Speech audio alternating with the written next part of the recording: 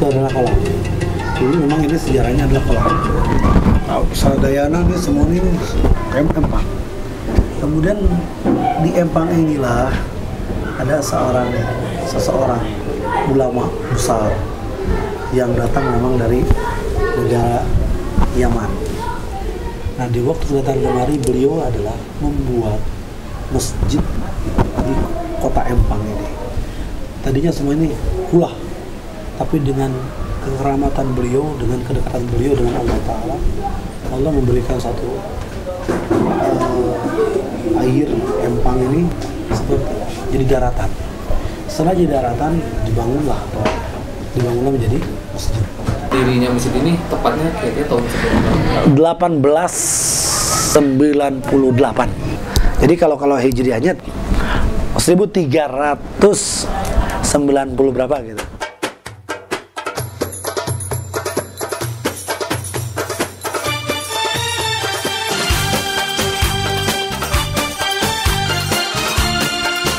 Beliau datang dari negeri Yaman, dari Hadramut, Yaman Selatan, yang namanya adalah tempat kelahiran beliau adalah Haura, pendirinya itu kakek Habib yang bernama Habib Abdullah bin Muhsin. Lantas dilahirkan di kota Haura, kampung kecil Haura, melahirkanlah seorang sosok beliau. Datanglah ke Indonesia, ke kota Bogor, Empang.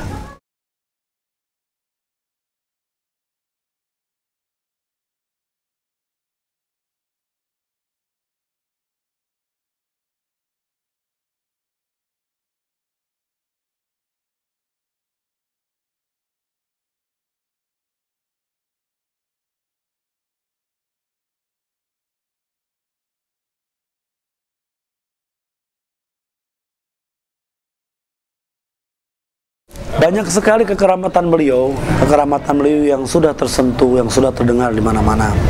Dua yang saya ceritakan dan singkatlah ya. Pertama, beliau tidak pernah sholat di masjid ini. Beliau ini tidak pernah sholat Jumat di masjid ini ataupun bawah, tidak pernah. Banyak orang-orang bertanya, kenapa ini seorang ulama besar, seorang habib yang dihormati, yang disegani, tetapi tidak pernah sholat Jumat? Orang jadi pertanyaan.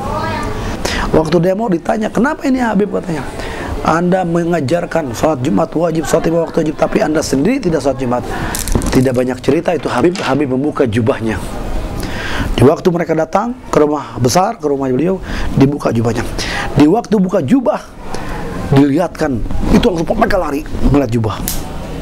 Waktu jubah dibuka, yang demo, yang bertanya itu semuanya lari. Pas lari, tunggu kata Habib. Apa yang dilihat mereka?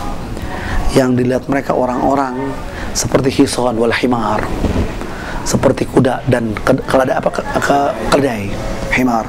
Kenapa?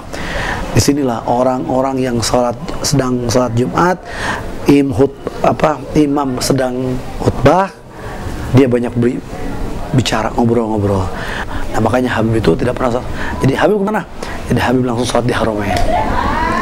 Percaya atau tidak, tapi inilah buktinya. Istri Habib Keramat ini seluruhnya adalah 99 istri. Kenapa? Karena banyak sekali pada satu orang-orang yang gadis-gadis yang lama agak belum untuk nikahnya, setelah ditikah oleh beliau, walaupun tidak sekamar ditikah aja, banyak orang ngambil langsung gitu. Tapi ada juga yang menikah kemudian punya anak selesai. Jadi bagi istri beliau 99, banyaknya yang dari Singapura ada, di Bogor banyak, di Hadramut aja. Tapi semuanya yang ternyata 99, asma Allah.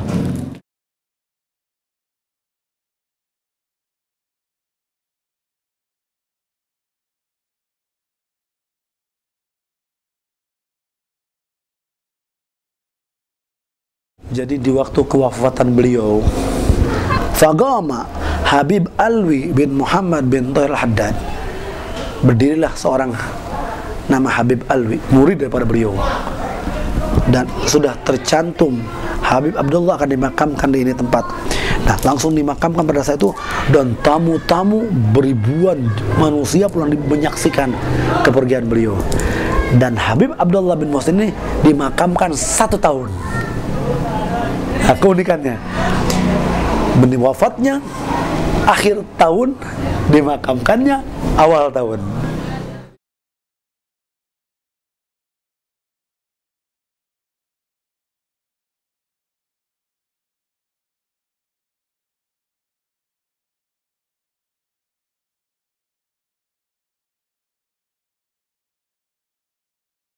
Yang diterapkan oleh pendiri dan pembangun langsung adalah Habib Abdullah bin Husain, adalah akhlak dan persatuan umat. Dengan akhlak dan persatuan ini banyak kita mengambil hikmah daripada tersebut. Orang berdatangan dari mana-mana, berduyun-duyun ziarah pada Habib Abdullah bin Husain.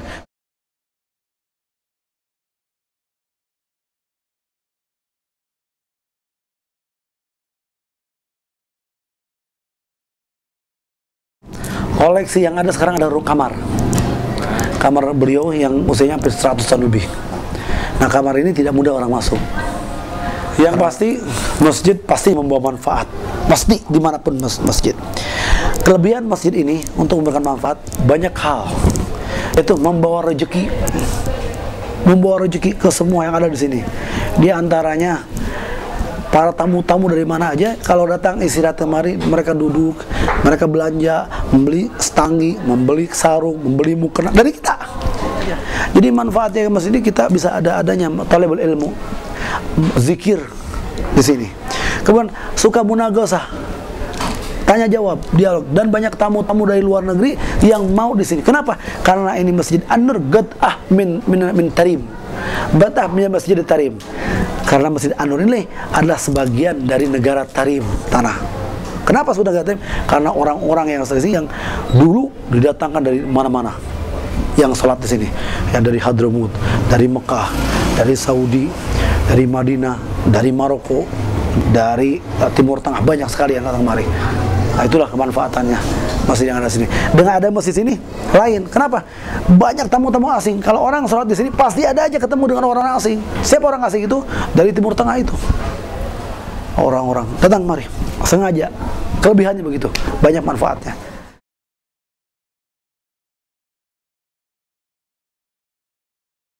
Tiap tahun ada acara aja ngadain khatam Quran di sini, Empang Bogor. Oh, dari Jakarta ya? Jakarta. Cari ridho Allah aja, insya Allah.